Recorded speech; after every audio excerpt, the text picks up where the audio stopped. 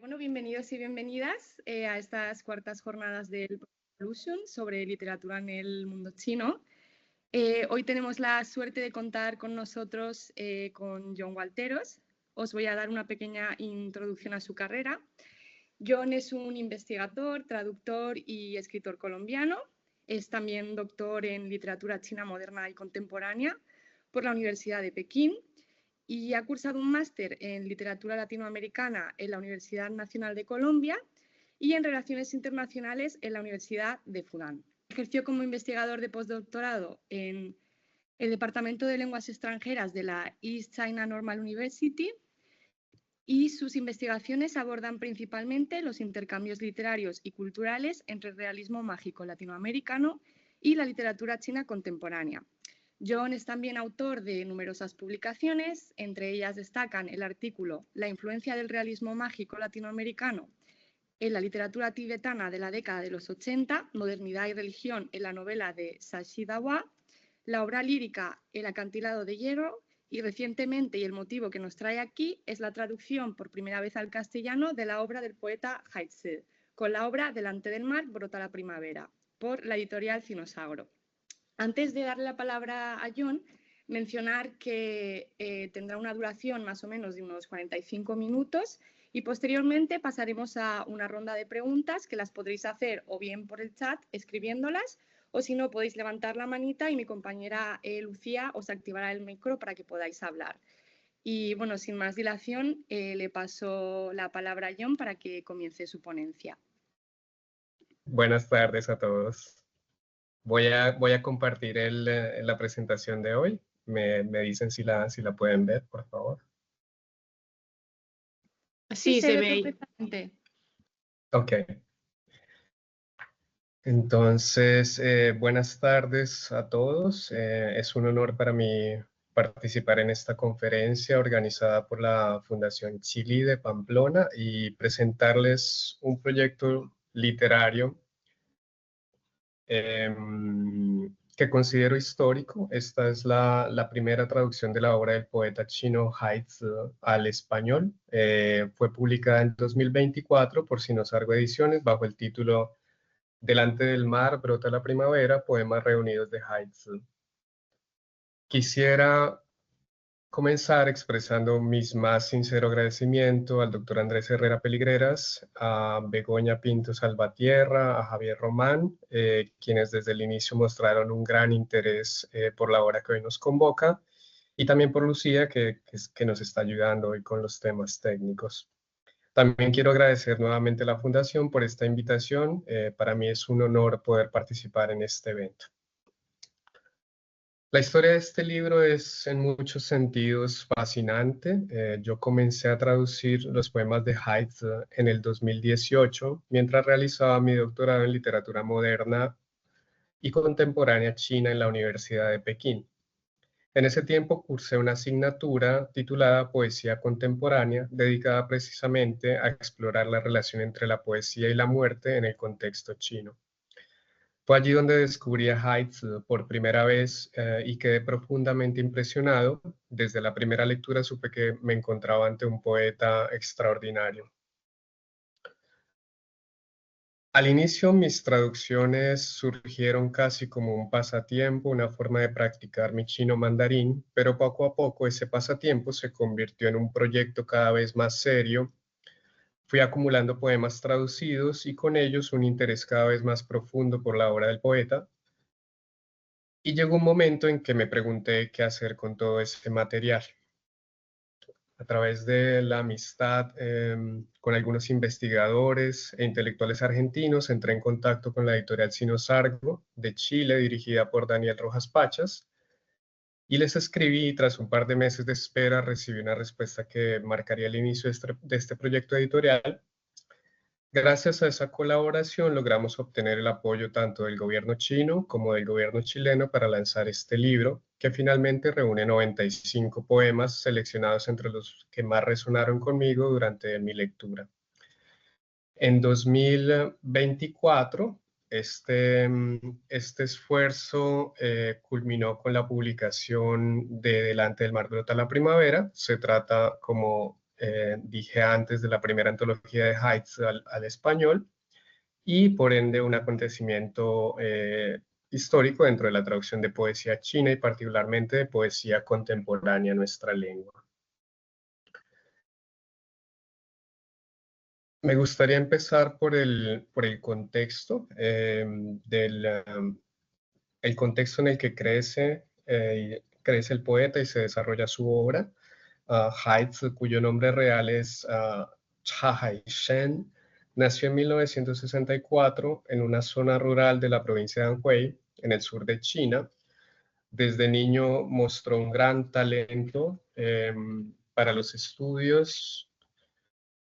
Con apenas 10 años ganó un concurso de memoria en el que recitó el pequeño libro rojo de Mao. Su capacidad intelectual era tan destacada que a los 15 años ingresó a estudiar en el Departamento de Leyes de la Universidad de Pekín, que es una de las instituciones más prestigiosas del país. Tras graduarse en 1983, fue nombrado profesor de la Universidad China de Política y Derecho. Sin embargo, un año más tarde su vida dio un giro, adoptó el nombre literario de Heights, que significa niño del mar, y decidió dedicarse de lleno a la poesía. Llevaba una vida austera, con pocos ingresos, que destinaba casi siempre al sostenimiento de su familia. Sus amistades eran escasas, sus relaciones sentimentales difíciles, y poco a poco se fue sumergiendo en un aislamiento creativo que lo llevaría a escribir de noche y dormir de día. En los últimos meses de su vida cayó en una depresión profunda y el 26 de marzo de 1989, a los 25 años, Heights se quitó la vida cerca de la estación de Shanghaiquan. Junto a su cuerpo se encontraron 4 libros: la Biblia, las obras de Shakespeare, los poemas de Pushkin y una obra de Thoreau que se llama Walden. Y una nota donde pedía que sus manuscritos fueran entregados a su amigo y editor, Luo Yihe, quien de manera trágica fallecería apenas 2 meses después. Esta es la nota que dejó el día de su muerte. Dice: mi nombre es Cha Haishen, soy profesor del Grupo de Enseñanza e Investigación de Filosofía de la Universidad China de Política y Derecho. Mi muerte no tiene nada que ver con nadie. Mi testamento anterior queda totalmente anulado. Mis manuscritos póstumos se deben entregar a Luo Yihe de la Oficina Editorial de Octubre, que es una revista, para que él los administre. La corta existencia de Heights se sitúa en un momento muy particular de la historia china. Los años posteriores a la Revolución Cultural y la apertura económica de los 80 marcan el inicio de su actividad creativa. Fue una época de grandes transformaciones en las que muchos escritores sintieron un fuerte desencanto ante una sociedad cada vez más orientada al progreso material. Heights supo expresar como pocos ese sentimiento, convirtiéndose en una voz profundamente representativa de esta generación. Y se le considera de alguna manera un mártir de la poesía contemporánea de su país. Se dice también que la literatura de la década del 80 termina con su muerte o su suicidio. En términos literarios, Heights suele vincularse con el grupo de poetas de la década del 80, que buscaban renovar la poesía tras la rigidez ideológica de la revolución cultural. Dentro de ese panorama, su obra dialoga con las tendencias de la poesía obscura, llamada Monglongshi, caracterizada por el hermetismo, el uso de símbolos y la exploración de la subjetividad. Sin embargo, Heights se distanció de sus representantes más urbanos y cosmopolitas. En lugar de centrarse en la experiencia de la ciudad, su poesía se enraizó profundamente en el mundo rural, en la tradición y en los mitos. Por eso, algunos críticos lo consideran un puente entre la poesía obscura y la llamada poesía de la tierra, más preocupada por las raíces campesinas, la naturaleza y el sentido espiritual de la existencia. Aunque en vida publicó menos de 50 poemas, su talento no pasó desapercibido. Algunos de sus textos aparecieron en revistas literarias alternativas y recibió algunos premios, por ejemplo, de la Universidad de Pekín y de la revista Octubre. Pero fue solo después de su muerte cuando su figura alcanzó una dimensión mítica. Desde los años 90, su obra ha sido publicada en múltiples ediciones y su poema, Delante del mar brota la primavera, forma parte desde 2003 de los libros de texto de las escuelas chinas. Hoy en día, Haidt es considerado casi un mártir de la poesía contemporánea. Las características de la obra del poeta, podemos decir que en cuanto a su obra, la más importante quizás sea la forma en que combina la naturaleza y la identidad cultural. En sus poemas el campo, el mar y las montañas aparecen como espacios sagrados ligados a la tradición y al origen, pero también como escenarios donde se proyecta lo sublime, la fe en el destino, la euforia, la desesperanza o la presencia ineludible de la muerte. En este sentido, la naturaleza no es solo un paisaje, sino que es la patria espiritual del pueblo chino. Otro rasgo notable es el uso de referencias universales. En los versos de Haidt conviven la Biblia, Kafka, Dante, Van Gogh o Marx, con dragones, mitologías antiguas y figuras campesinas. Esa mezcla da a su poesía una dimensión global y al mismo tiempo profundamente enraizada en la tradición china. El poeta recurre a la Biblia como una de sus fuentes primordiales de inspiración, de la cual extrae múltiples mitos que abarcan desde la narración de la creación de la pareja originaria, símbolo del inicio de la vida humana y de la dimensión arquetípica del amor, hasta el sacrificio redentor de Jesucristo en la cruz, entendido como la expresión suprema de entrega y trascendencia. En paralelo, la presencia de figuras como Kafka, Dante y Van Gogh permiten observar cómo el poeta articula un horizonte simbólico en el que confluyen por un lado la concepción de la genialidad artística y por el otro lado la desmesura y la tragedia de la existencia personal. Estas referencias no se limitan a un simple ejercicio de intertextualidad, sino que conforman una red de significados en la que lo estético y lo vital aparecen indisolublemente unidos. En todos los casos, se evidencia la búsqueda de un ámbito sublime o místico, una esfera que trasciende lo cotidiano y que se vincula de manera profunda con la experiencia existencial del poeta o del artista. De este modo, la creación estética se reviste de un carácter religioso y sagrado, erigiéndose no solo como un acto de expresión individual, sino también como un medio de conexión con lo absoluto y lo trascendente. En definitiva, Haidt fue un poeta que encarnó las tensiones más intensas de la China post-socialista, el choque entre tradición y modernidad, entre el campo y la ciudad, entre lo sagrado y lo material. Y lo hizo con un lenguaje poético de una belleza conmovedora que explica por qué, a pesar de su corta vida, hoy sigue siendo leído y venerado en todo el país. Ahora voy a referirme un poco a lo que ha sido el proceso de traducción de este libro. Este proyecto de traducción se ha desarrollado, digamos que de manera bastante intuitiva. La selección de poemas refleja en muchos aspectos mi encuentro personal con el poeta, especialmente con la relación tan particular que el poeta tenía con la muerte, un tema recurrente y profundamente inquietante en su obra, tanto por lo que escribía como por la forma trágica en la que murió. Cuando hablo de un enfoque intuitivo en la traducción, me refiero también a mi propia experiencia como poeta. Quise que la traducción no solo fuera fiel al texto original, sino que también conservara una vitalidad y expresividad que surge de mi propio quehacer creativo. En muchos poemas busqué que la versión en español pudiera transmitir el mismo efecto emocional y estético que sentimos al leer el original en chino.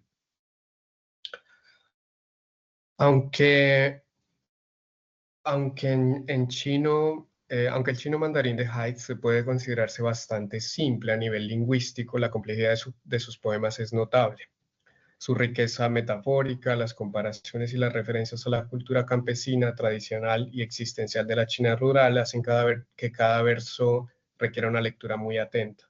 En algunos casos la traducción fue particularmente compleja debido a la ambigüedad del chino, donde a veces es difícil discernir el sujeto de una oración o cómo un verso se conecta con el siguiente. En estos momentos tomé ciertas libertades interpretativas, siempre con respeto al texto original. Incluso consultando con amigos o colegas chinos, encontré que ellos mismos tenían dificultades para dar una interpretación única. Esto refleja precisamente la libertad poética que el poeta ejercía en su obra, una flexibilidad que permite múltiples lecturas y significados, algo que traté de preservar en español. En resumen, traducir a Haizi no fue solo un ejercicio de fidelidad lingüística, sino también un proceso creativo, donde el traductor de alguna manera se convierte en un mediador entre la voz del poeta y la sensibilidad del lector, intentando que el espíritu del poema sobreviva en otra lengua y en otra cultura. Y ahora pasamos al tema de la muerte, que creo que es central en la producción poética de Haizi. El primer tema que me gustaría abordar es el tema de la muerte y su simbolismo. Digamos que en China hay una suerte de un romanticismo frente a la China de los 80 y una mitificación de Haizi. Uno de los elementos más poderosos y recurrentes en la poesía de Haizi es la muerte, tanto como tema explícito como símbolo de una experiencia existencial profunda. La vida del poeta estuvo marcada por la cercanía de la muerte, no solo desde lo biográfico, sino también como una fuerza poética que atraviesa todos sus textos. La muerte como retorno a la naturaleza y al cosmos. En la poética de Haizi, la muerte se configura no como una interrupción definitiva de la existencia, sino como un tránsito hacia la fusión con la naturaleza y el cosmos. Esta concepción está profundamente marcada por la influencia de la tradición taoísta, que entiende la vida y la muerte como momentos complementarios de un mismo ciclo vital, y por la herencia de la poesía clásica china, en la que la unión del individuo con el paisaje constituye una constante simbólica. De este modo, el acto de morir adquiere en sus versos una dimensión de retorno, un reingreso al fluir del río, a la vastedad de la tierra o a la infinitud del cielo. Haidt se lo expresa así en un poema que se llama Pido la lluvia, que dice: pido que se extinga el resplandor del hierro, la luz y el rayo del sol de los amantes, pido que llueva, pido que la muerte llegue durante la noche, pido que en la mañana te tropieces con aquel que me ha enterrado. En estos versos, la muerte aparece concebida no como un final absoluto, sino como un tránsito hacia la integración con la naturaleza y el universo. La lluvia simboliza la purificación, el retorno a los ritmos cósmicos, mientras que la petición de morir durante la noche sugiere una disolución serena y silenciosa del yo en la totalidad del cosmos. El amanecer, por su parte, introduce la continuidad de la vida colectiva. Otro ser humano se encontrará con quien ha cumplido el rito de la sepultura, lo que enlaza el destino individual con la comunidad y el ciclo natural. De esta forma, el poema trasciende la idea de la muerte como ruptura, configurándola más bien como un retorno sagrado a la naturaleza y una reintegración en el orden universal. La muerte como oposición al mundo capitalista y moderno. En un periodo de apertura económica y cambios sociales, Haidt percibe un vacío espiritual en la modernidad. La muerte aparece entonces como un símbolo de rechazo o resistencia frente a un mundo materialista y alienante. Evocarla permite al poeta expresar un anhelo de pureza, autenticidad y eternidad que contrasta con la superficialidad del entorno, como en el poema La Madre Patria o Cabalgar los Sueños, donde dice: de las criaturas formadas por los dioses soy la más mortal. No puedo mantener el ritmo de la muerte, solo tengo un bien preciado, el trigo. Lo abrazo con fuerza, lo abrazo en la tierra natal donde crecen los hijos, y como el resto de poetas cabalgaré sueños. Acepto mi sepultura entre las montañas, protegiendo el jardín de casa.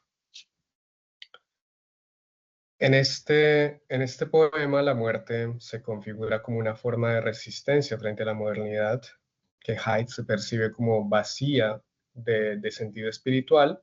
La figura del trigo, abrazado con fuerza, simboliza la autenticidad de lo esencial y la conexión con la tierra natal. en contraposición al mundo dominado por la lógica del consumo y la alienación. La sepultura entre las montañas no es entendida como un destino trágico, sino como una afirmación de pertenencia al originario y de custodia del hogar. El poeta se reconoce como la más mortal entre las criaturas, pero convierte esa mortalidad en un espacio de autenticidad frente a la artificialidad del progreso moderno. Así la muerte aparece como un horizonte de pureza y de arraigo en el que se protege lo sagrado de la vida frente a la homogeneización materialista de su tiempo. La muerte como elemento romántico y existencial. Su poesía transmite un tono melancólico y lírico ante la finitud humana, donde la muerte surge como compañera inevitable que ilumina la fugacidad de la vida y la belleza efímera de la existencia. Este enfoque refleja un interés romántico por lo trágico y lo sublime, creando un vínculo profundo entre la naturaleza y el amor y la mortalidad, como en su poema Septiembre. Una mancha de flores salvajes en la estepa testimonia la muerte de los dioses. Muy lejos está el viento de las tierras lejanas y aún más lejos mi laúd solloza sin derramar lágrimas. Devuelvo la lejanía de las tierras remotas a la estepa. Una se llama cabeza de caballo, la otra se llama rabo de caballo. Mi laúd solloza sin derramar lágrimas. En este poema la muerte se expresa como una experiencia cargada de resonancias románticas. La naturaleza aparece como depositaria de lo sagrado y lo perdido. Las flores salvajes son huellas de un orden divino que ha desaparecido, mientras que la vastedad de la estepa señala la inmensidad indiferente frente a la fragilidad humana. La distancia expresada en el viento y en las tierras lejanas enfatiza el sentimiento de soledad y desarraigo del sujeto lírico. Por su parte, el laúd, que solloza sin derramar lágrimas, simboliza la tensión entre la necesidad de expresar el dolor y la imposibilidad de hacerlo plenamente, configurando un espacio poético donde lo trágico y lo sublime convergen. Así, Heights logra que la muerte no sea solo un fin inevitable, sino también un espejo que refleja la precariedad y al mismo tiempo la intensidad de la existencia humana. La muerte como acto poético y simbólico. En ocasiones la muerte trasciende su sentido literal para convertirse en símbolo de pureza, entrega total a un ideal o contemplación de lo absoluto. También puede leerse como una forma de rebeldía frente a las limitaciones de la vida cotidiana. La propia muerte de Heights en 1989 añade una dimensión biográfica y legendaria que refuerza la carga simbólica de este tema en su obra, como en el poema Patria de Otoño. Llevan a un prisionero con un cráneo que rechina los dientes. Permítanme hacer un cuerno de oro con ese cráneo para soplar en primavera. Él me llama poeta de la juventud, poeta del amor y la muerte, y quiere que en otoño, soplando el cuerno de oro, yo atraviese las fronteras de la patria. En este poema la muerte se proyecta más allá de lo literal, adquiriendo un carácter sumamente simbólico. El cráneo transformado en cuerno de oro se convierte en instrumento de trascendencia y de comunicación con lo absoluto, en el que la muerte y la creatividad se entrelazan. La referencia del poeta como figura de juventud, amor y muerte articula un vínculo entre la experiencia vital, la vocación artística y la dimensión sagrada de la creación. La acción de soplar el cuerno de oro simboliza un acto de liberación y de comunicación que atraviesa fronteras, culturas y existencias, convirtiendo la muerte en un motor de trascendencia estética y en un símbolo de entrega a ideales que superan lo individual y lo cotidiano. Mitificación, construcción de un mito poético. La muerte de Heights no solo marcó un hito biográfico, sino que desencadenó un proceso de mitificación, elevándola a un estatus casi divino dentro de la poesía china contemporánea.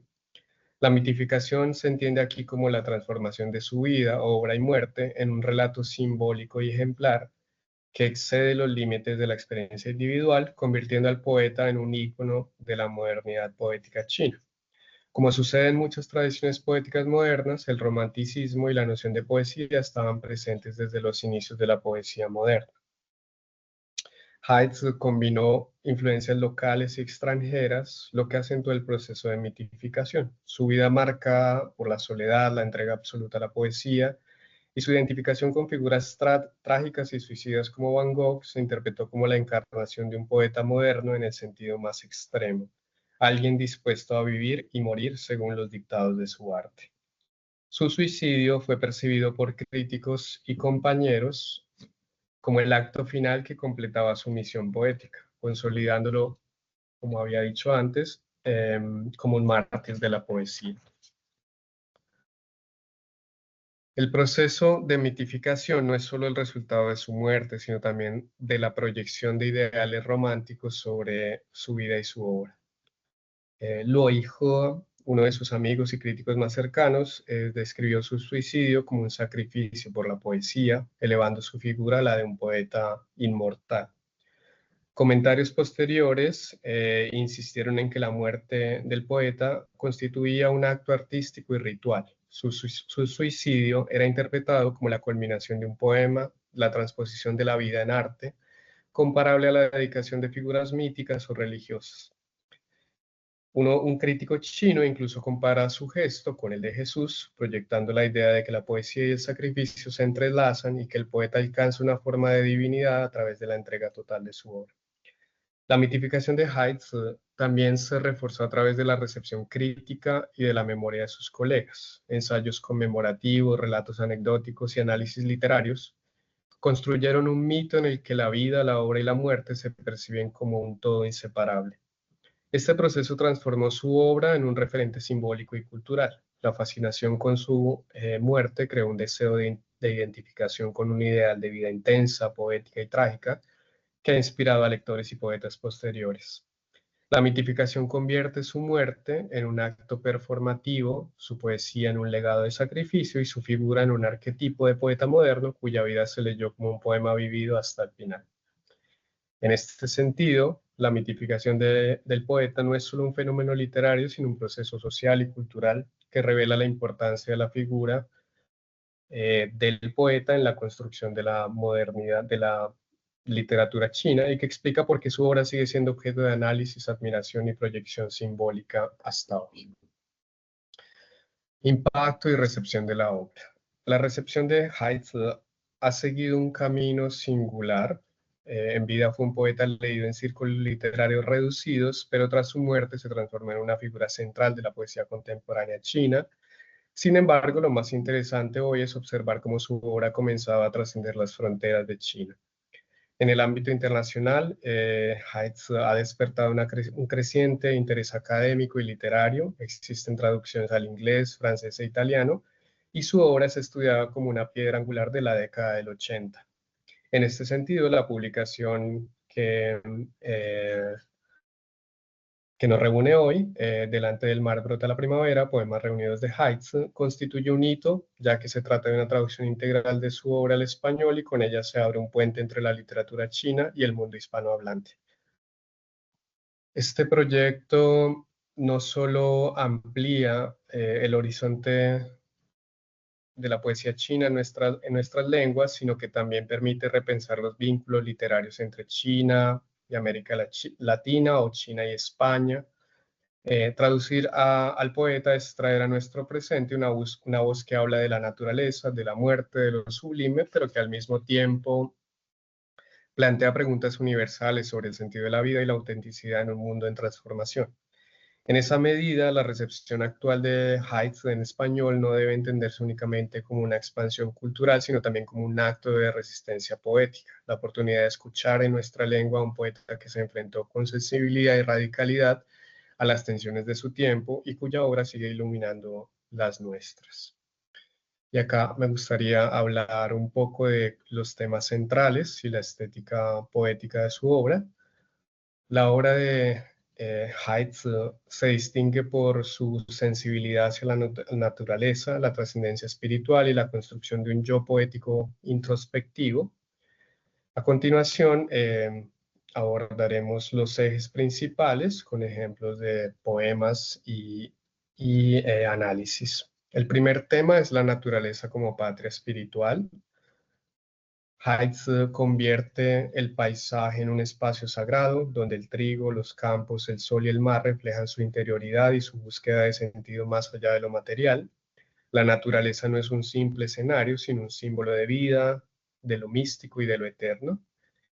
Por ejemplo, en el poema El Sol de Arles, que dice: vas al sur como vas al norte, tu sangre no tiene amantes ni primaveras, no hay luna, ni siquiera el pan es suficiente. Hay solo un grupo de niños que deglute todo, hermano esquelético, Van Gogh o Van Gogh, como las terribles erupciones volcánicas, los cipreses y los campos de trigo no se inquietan por las consecuencias. Este poema revela una dialéctica entre lo humano y lo natural que no busca armonía, sino contraste. El poeta proyecta emociones humanas sobre el paisaje, pero al mismo tiempo muestra cómo la naturaleza permanece indiferente ante la fragilidad de la existencia. El hecho de que los cipreses y los campos de trigo no se inquieten por las consecuencias sugiere una permanencia que trasciende el sufrimiento individual. Mientras la vida humana se debate entre la carencia y la muerte, la naturaleza se mantiene como un ciclo inmutable. Este contraste subraya la soledad del poeta frente a un mundo que no responde a su angustia. La alusión a Van Gogh adquiere aquí un valor simbólico mayor. No solo representa al artista incomprendido y trágico, sino también aquel que supo transformar la violencia del mundo en un lenguaje estético luminoso. Al invocarlo como hermano esquelético, Haidt establece una hermandad espiritual fundada en el sacrificio vital por el arte, donde la creatividad se alimenta de la misma carencia que destruye. El poema así no solo se convierte en una meditación sobre la precariedad de la existencia, sino también en un manifiesto sobre las condiciones del poeta, condenado a observar la indiferencia cósmica, pero capaz de traducirla en imágenes que, como las pinturas de Van Gogh, revelan la intensidad del humano en medio de la nada. El segundo tema fundamental es la dimensión mítica y trascendental. Haidt reúne a dioses antiguos, rituales y elementos arcaicos que conectan la experiencia individual con lo universal. Sus poemas proyectan lo íntimo hacia lo colectivo y atemporal. Por ejemplo, en su Poema de la Muerte 1, donde nos dice: en la noche oscura, una carcajada fractura la madera de mi tumba. Lo sabes, esta es la tierra donde entierran a los tigres. Cuando un tigre rojo fuego atraviesa el agua, tu carcajada en el río danzante rompe dos huesos del tigre. En la carcajada nocturna, el río se está congelando. Siguiendo la dirección de la corriente y con las piernas rotas, el tigre arriba a mi ventana. Una carcajada rompe en dos la madera donde yace enterrado un tigre. El poema construye una atmósfera donde lo mítico y lo sobrenatural se imponen sobre la experiencia cotidiana, desplegando un imaginario que oscila entre lo ritual y lo visionario. La carcajada nocturna parece como un poder casi mágico, capaz de fracturar madera y huesos, de alterar el curso natural de las aguas y de arrastrar al tigre, figura ambivalente de fuerza y fragilidad, hacia la ventana del yo poético. El efecto es inquietante, lo sagrado y lo luminoso se funden en un mismo gesto sonoro que atraviesa la noche, el río y la tumba. Es interesante notar cómo la presencia del tigre rojo fuego permite a un arquetipo que combina vitalidad, violencia y trascendencia reunirse en una sola expresión. Sin embargo, la repetida fractura de huesos y de la madera que lo contiene desvela la vulnerabilidad. Haidt elabora así una paradoja: lo que simboliza poder también encarna fragilidad, y lo que debería permanecer sepultado retorna en un ciclo incesante. La carcajada funciona como detonante de ese eterno retorno, como ese eco ritual que conecta la muerte con la vida, lo humano con lo animal, lo individual con lo cósmico.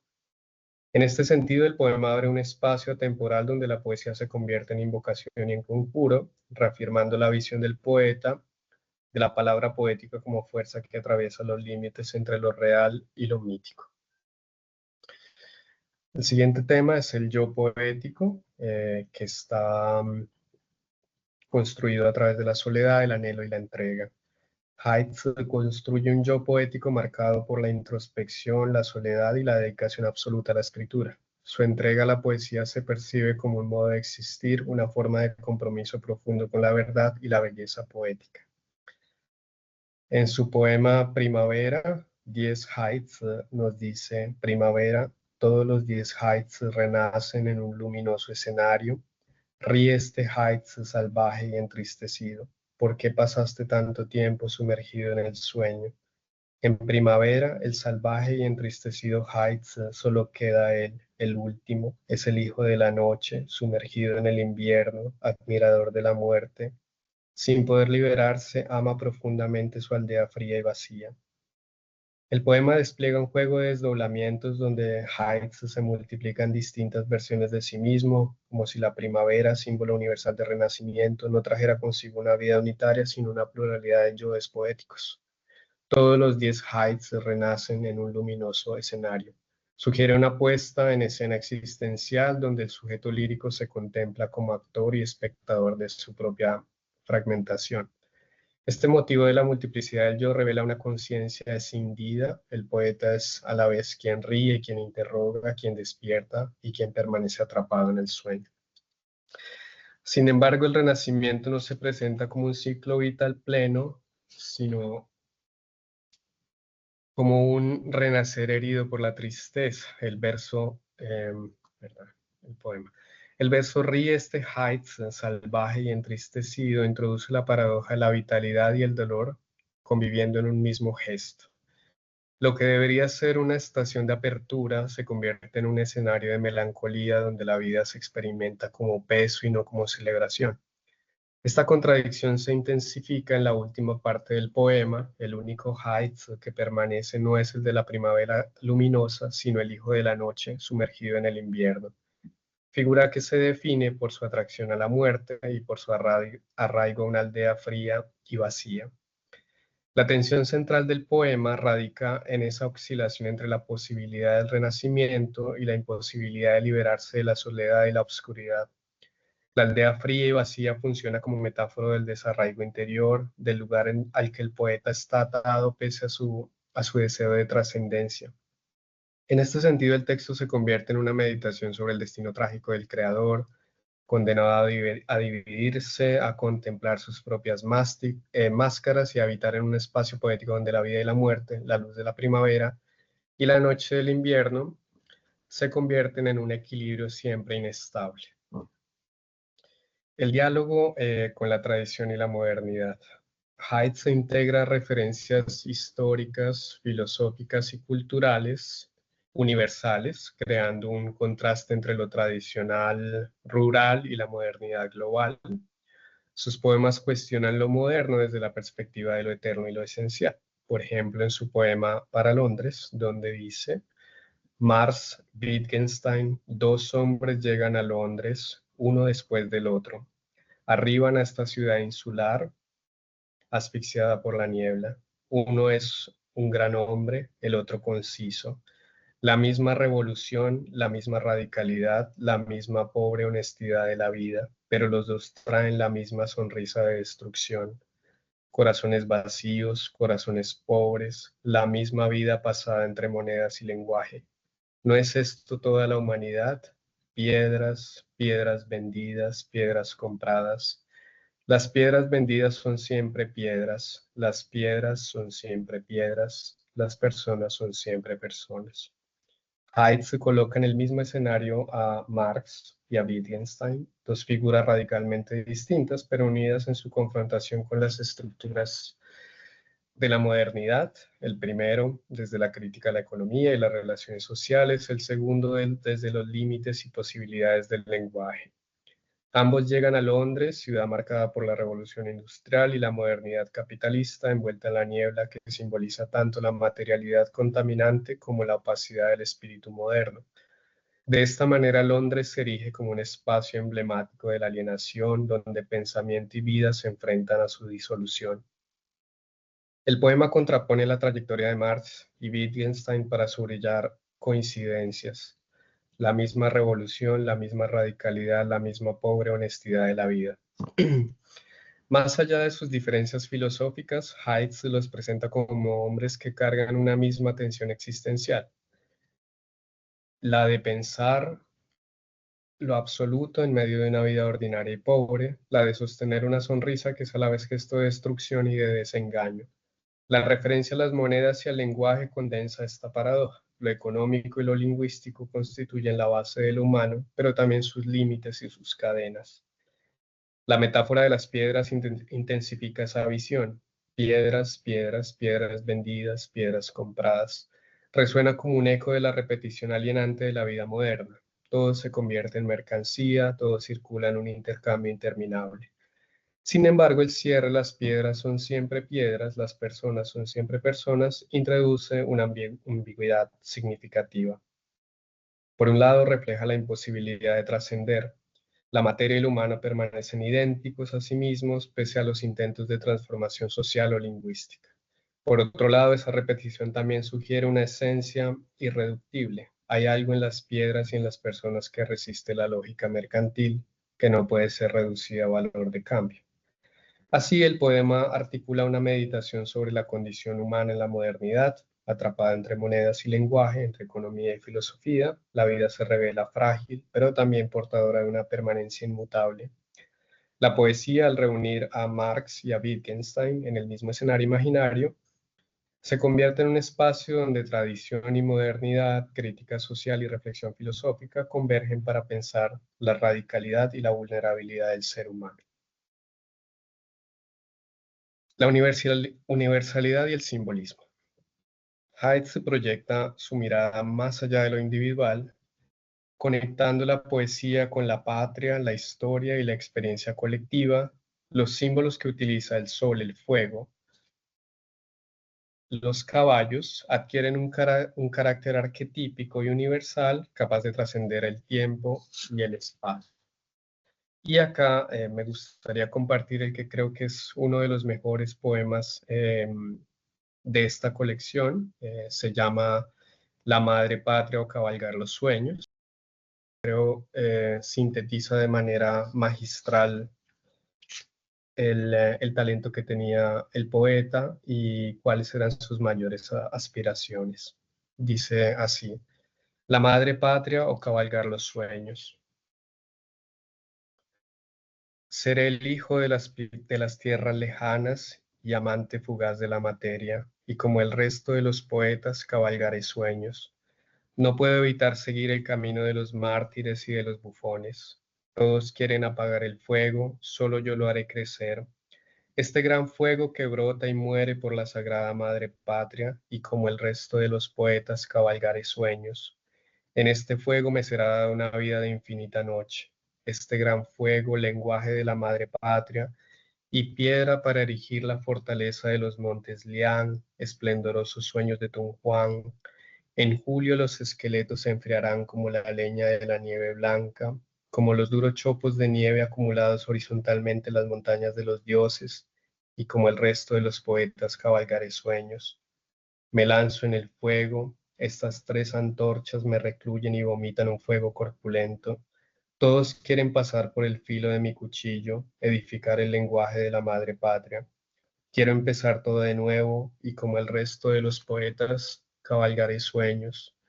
Puedo aceptar que me encarcelen. De las criaturas formadas por los dioses soy la más mortal, no puedo mantener el ritmo de la muerte. Solo tengo un bien preciado, el trigo. Lo abrazo con fuerza, lo abrazo en la tierra natal donde crecen los hijos y como el resto de los poetas cabalgaré sueños. Acepto mi sepultura entre las altas montañas, protegiendo el jardín de casa. Enfrento los grandes ríos con una vergüenza sin límite.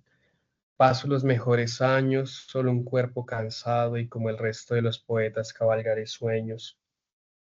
Los años pasan, no queda ni una gota, en una gota de agua un caballo renuncia a la vida. Después de 1000 años, renacer en la orilla de la patria y volver a ver los arrozales chinos y las montañas de nieve del emperador Zhou. Los caballos celestes conceden el paso y como el resto de los poetas cabalgaré sueños. Escojo la profesión eterna, mi profesión, convertirme en sol toda la vida. Desde tiempos inmemoriales hasta hoy, el sol, esplendoroso sin par, luminoso sin par, y como el resto de los poetas cabalgaré sueños. Al final los dioses del crepúsculo me lanzarán en el sol eterno. Sol es mi nombre, sol es mi vida, sol es la cúspide donde está enterrado el cadáver de la poesía. milenario reino, y yo, cabalgando un fénix de 5000 años y un dragón llamado caballo, sin duda fracasaré, pero la poesía, gracias al sol, triunfará. Este texto es uno de los manifiestos poéticos más poderosos del poeta, donde se entrecruzan tres dimensiones inseparables: el amor a la patria, la aspiración trascendental y la entrega absoluta a la poesía. Desde el inicio, el yo lírico se reconoce como hijo fiel de las tierras lejanas, como amante fugaz de la materia, una doble condición que oscila entre el arraigo y la fugacidad, entre lo eterno y lo efímero. La reiterada frase, y como el resto de los poetas cabalgaré sueños, funciona como un estribillo ritual que ancla la voz en una tradición universal de poetas, a la vez que afirma la singularidad de su destino. El fuego es el primer gran símbolo que estructura el poema. A diferencia del fuego destructor que todos quieren apagar, el yo poético proclama que él lo hará crecer, un fuego ligado a la madre patria, pero también al lenguaje mismo. Es fuego de sacrificio y de purificación en el que el poeta se consume para dar forma a una palabra perdurable. La referencia a Tunhuán y a los montes Liang conecta esa energía con la memoria cultural de China, integrando lo personal en un horizonte histórico y civilizatorio. En este punto, Haizi se convierte en heredero de una tradición milenaria, pero al mismo tiempo la fórmula en clave moderna. El segundo gran símbolo es el trigo, al que el poeta llama su único bien preciado. El trigo representa tanto el sustento material como la raíz campesina que nunca abandona. Al abrazarlo en la tierra natal donde crecen los hijos, Haidt se sitúa su poesía en un terreno fértil que vincula lo íntimo con lo colectivo. El trigo es el alimento, la herencia y la permanencia, un símbolo de vida frente al desgaste del tiempo y la muerte. El tercer símbolo es el sol, presentado como profesión y destino. Convertirse en sol significa asumir la misión eterna de iluminar, aún a costa de la propia vida. Sol es mi nombre, sol es mi vida, sol es la cúspide donde está enterrado el cadáver de la poesía. En esta imagen final, el poeta condensa la paradoja de su poética. El poeta sabe que fracasará en lo personal, su cuerpo, su vida, incluso su escritura, pero confía en que la poesía, gracias al sol, triunfará. La trascendencia no se encuentra en la supervivencia individual, sino en la continuidad de la palabra poética como fuerza universal. El poema, escrito en 1987, puede leerse también como un testamento anticipado de Heitz. Su tono es de manifiesto y de elegía al mismo tiempo.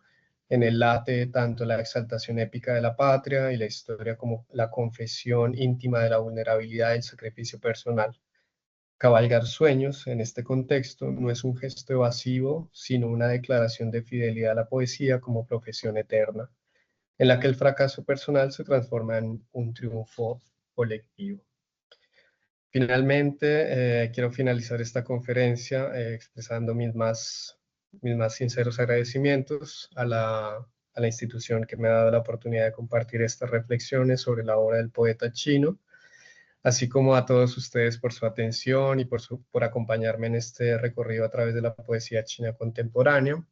Traducir y estudiar a Haidt no solo ha sido un ejercicio académico, sino también una experiencia vital que me ha permitido acercarme a una sensibilidad poética profundamente marcada por la naturaleza, el mito y la búsqueda de lo absoluto. Con estas palabras concluyo mi intervención y dejo abierto este espacio para el diálogo. Estaré encantado de escuchar sus preguntas, comentarios o reflexiones, pues creo que la riqueza de la obra de Haidt se amplía precisamente en la conversación y en la diversidad de lecturas que cada uno de nosotros puede encontrar en su obra. Muchas gracias. Yo a título personal, la verdad que no conocía a Haidt y me ha encantado como poder conocer tanto su vida como su obra. Al final creo que la poesía, como pocas, ¿no? Quizás formas artísticas, nos puede ayudar a comprender matices de otras culturas que pueden llegar a ser bastante diferentes a la nuestra, ¿no? O sea, creo que es un tipo de lectura que requiere un esfuerzo extra, quizás, por así decirlo, ¿no? Entonces considero que la labor que haces tú y muchos otros traductores, en este caso pues del chino al castellano, hacéis una labor tremenda en enriquecer el diálogo intercultural, ¿no? Y la verdad es que me han surgido un par de preguntas en lo que has estado haciendo la presentación, como por ejemplo, quería saber, en tu opinión, ¿no? Como doctor, ¿tú cuáles considerarías que son las principales diferencias que hay entre, por ejemplo, la poesía china moderna y quizás la poesía a la que estamos aquí acostumbrados en Occidente? Y también en esa línea, un poco en la labor de traductor, ¿cuál crees, o sea, cuando tú te enfrentas a un poema en chino, ¿cuáles crees tú que son los pasos a seguir a la hora de comenzar una traducción, ¿no? Como por ejemplo, igual esa necesidad de conocer ese contexto en el que ha vivido ese poeta. Ok, gracias por tus preguntas. Diría que la diferencia que encontré en la poesía de Heitz en comparación bueno, a la poesía que conozco, que es limitada, pero pues digamos que conozco algo de la poesía latinoamericana y europea, diría que la gran diferencia reside precisamente en ese vínculo que tiene en la década del 80 la sociedad china con el campo. Precisamente en ese vínculo que se vuelve nostálgico porque hay una pérdida del mundo campesino, pero es una pérdida que si bien se da en la vida de las personas, reside de manera nostálgica en los recuerdos que ellos tienen del campo. Y eso es algo en lo que ha asociado mucho la poesía o la literatura latinoamericana y la literatura china, porque en Colombia particularmente también nosotros o una gran parte de la población tiene una relación muy estrecha con el campo a través de sus familiares o a través de su propia vida. Y pienso que esa relación muy estrecha entre el poeta y el mundo, que en algunos casos es infantil, del mundo campesino, constituyen una de las particularidades más interesantes de la poesía china, pero no solo de la poesía, sucede también en la novela, frente a poesías que se dan en mundos mucho más modernos o en las ciudades. Creo que ese es una característica muy interesante, muy importante y que permite que el poeta además juegue con la historia de esos lugares y referencias históricas que pueden abarcar 2000 o 3000 años. Entonces creo que esa es una de las cosas más interesantes que tiene la poesía de Heitz, la nostalgia por el campo, la reivindicación del mundo campesino como un universo completo que se pierde en su vida y que se pierde para China de alguna manera en la década del 80. Y diría que esa es la originalidad que está condicionada obviamente por sus particularidades o por las coordenadas históricas en las que se desarrolló su vida. Y la segunda pregunta acerca de la traducción, yo quisiera puntualizar que no soy un traductor profesional y no lo quiero ser tampoco. Creo que alguna vez en una conversación contigo te contaba que me interesa traducir 3 o 4 libros del chino al español, porque son libros que he encontrado mientras estaba en China y sé que no tienen traducción al español y me gustaría traducirlos porque desde mi punto de vista son autores extraordinarios, obras extraordinarias o tienen algún vínculo con Latinoamérica y los traduzco por esa razón. Inicialmente, digamos que en mi caso es realmente un pasatiempo traducir. Yo la obra de Heitz la empecé a traducir como un pasatiempo y lo hago también como una forma para practicar mi propia creación poética, es decir, eh, aprender de los grandes traduciéndolos y poco a poco ese pasatiempo, pues en algún momento se vuelve voluminoso y entonces siento la responsabilidad de tener que buscarle una editorial y de tener que publicarlo y de tener que promover este autor. Pero no lo hago, digamos, como en un plan de traducción profesional específico. Eso es lo que pienso al respecto.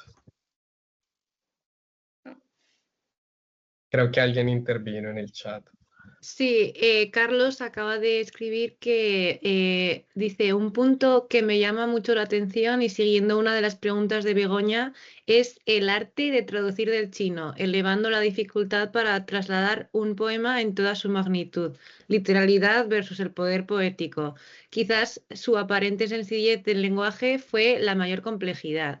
Y pregunta, ¿cómo vivió su traducción? ¿Lo transformó personalmente? Entre el trigo de la noche y las olas al sol.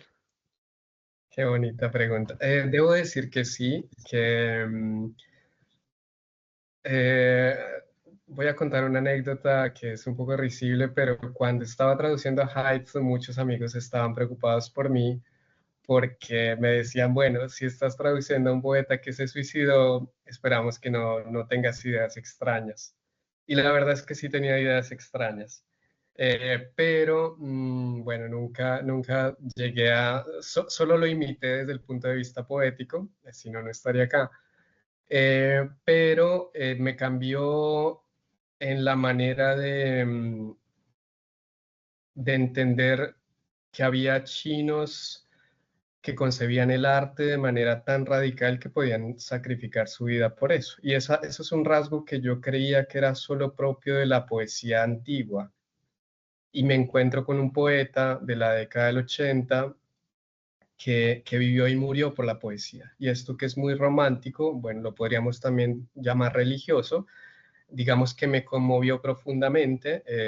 Yo que escribo nunca he llegado a ese nivel de compromiso y por eso me conmueve mucho haber traducido la obra de una persona que realmente vivía y murió por la poesía, como lo expresa precisamente en sus poemas. Y digamos que en eso es seguramente un ejemplo de compromiso con la realidad, con el arte mismo, y también de gran entrega frente a una época en la que se expresaban valores distintos, pero él opta por vivir precisamente en contravía de esos valores.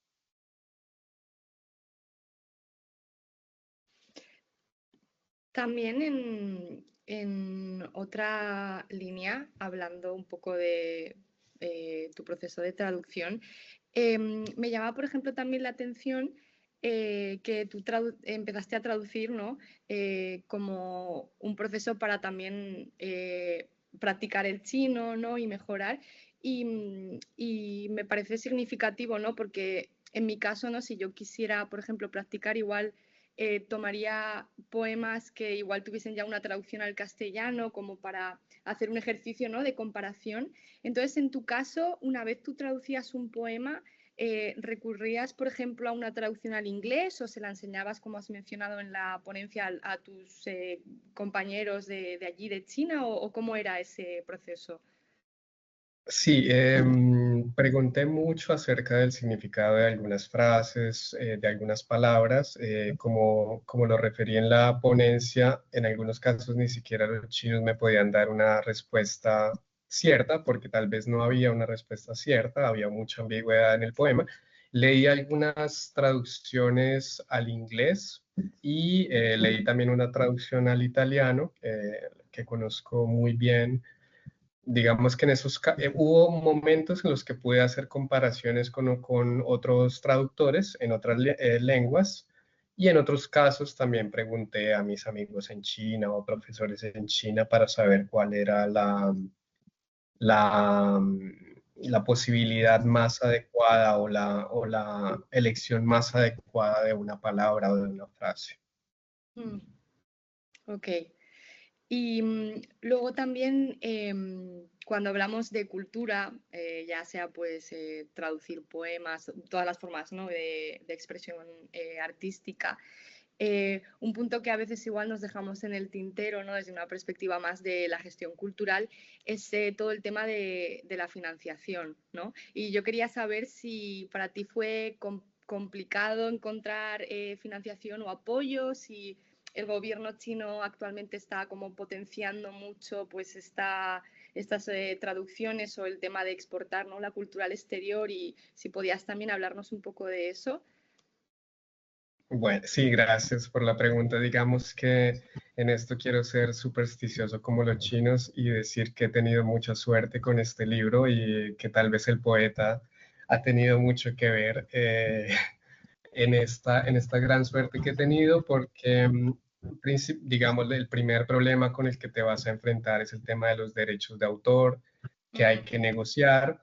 Y digamos que acá me gustaría compartir una cosa muy bonita que me pasó, porque los derechos de autor de Heights, pues después de su muerte pasaron a su madre, que es una campesina, y digamos que los derechos los maneja una agencia, pero hay que contactarla a ella directamente para poder acceder a los derechos y hablamos con ella. Yo no tenía un presupuesto muy alto inicialmente porque no sabía que iba a tener fondos para la traducción y ella prácticamente me regaló los derechos de autor una vez que supo que los íbamos a traducir al español, que se iba a hacer a través de una editorial en Latinoamérica.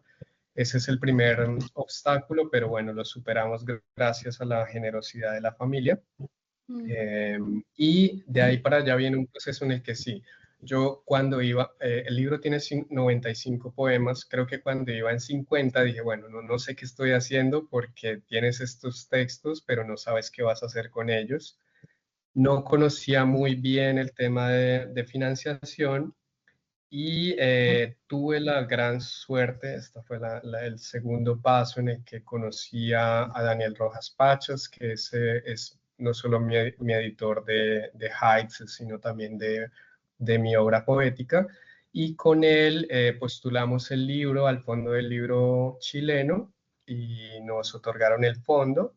Ese fue, digamos, el primer premio que nos otorgó la divinidad por emprender esta obra. Y luego, cuando hablé con algunas personas del gobierno chino a través del Instituto Confucio, también decidieron apoyarnos. Entonces, bueno, la buena estrella siguió funcionando. Al principio no sabía quién me iba a financiar el libro y al final contamos con dos gobiernos que directamente desde el Ministerio de Cultura nos financiaron la publicación y la distribución del libro. Los chinos están invirtiendo muchísimo en traducciones, hay muchos programas de traducción, entonces digamos que vale la pena, sobre todo si son escritores relevantes y obras relevantes que no tengan, por ejemplo, traducción al español, se puede aplicar a programas que te permiten acceder a fondos del gobierno chino, del Ministerio de Cultura, del Ministerio de Educación, y te ayudan con todo el proceso de publicación y de difusión y bueno, distribución de la obra. Pues bueno, yo me alegro mucho de que tuvieras acceso a ese apoyo, a esa financiación, ya sea por divinidad, porque bueno, me parece importante, ¿no? A aumentar ese abanico de autores chinos que estén traducidos al español. ¿Y tienes en mente como algún proyecto que te gustaría abordar próximamente, algún autor o que se pueda, ¿no? Que quieras compartir o... Eh, ¿no?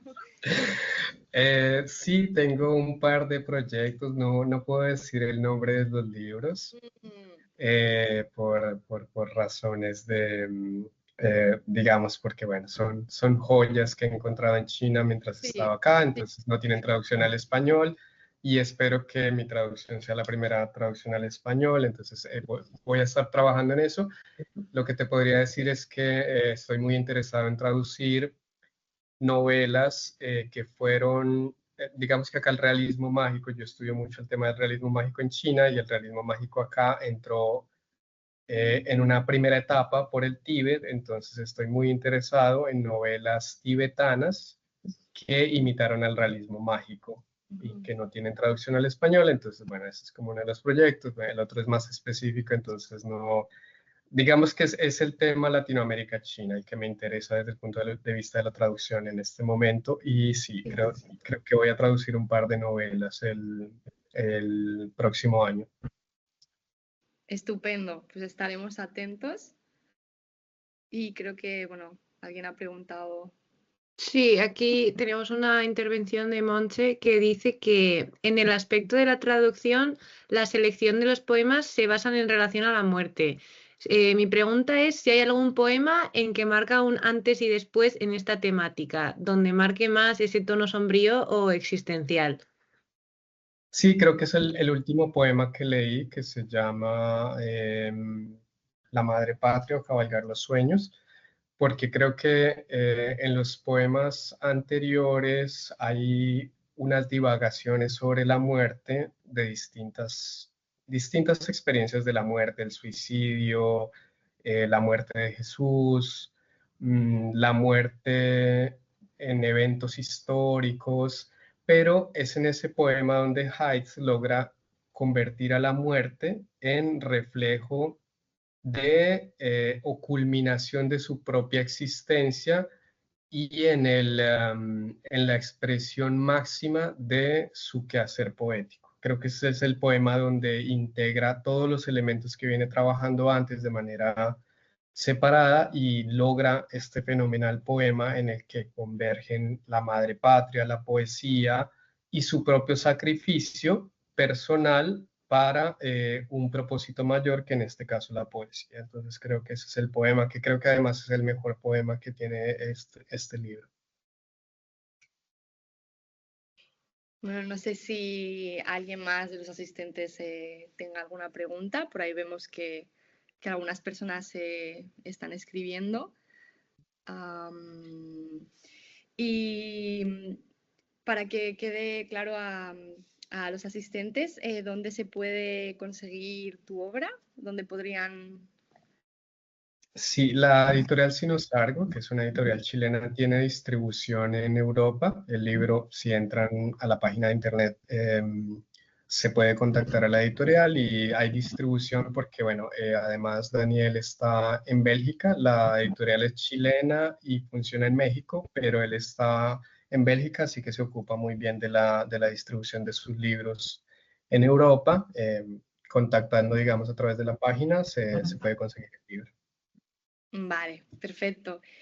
Y bueno, para dar un par de minutillos a las personas que estáis escribiendo, que pronto acabará la ponencia, lanzarte yo una última pregunta y es de todos los poemas que has traducido. Creo que alguien, perdón que te interrumpa, Mira, creo ya que alguien alguien, lanzó una pregunta, vale, estupendo.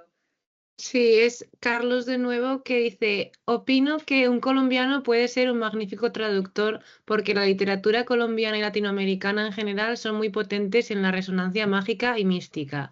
¿Se considera más dotado en este sentido? me considero súper dotado en este sentido.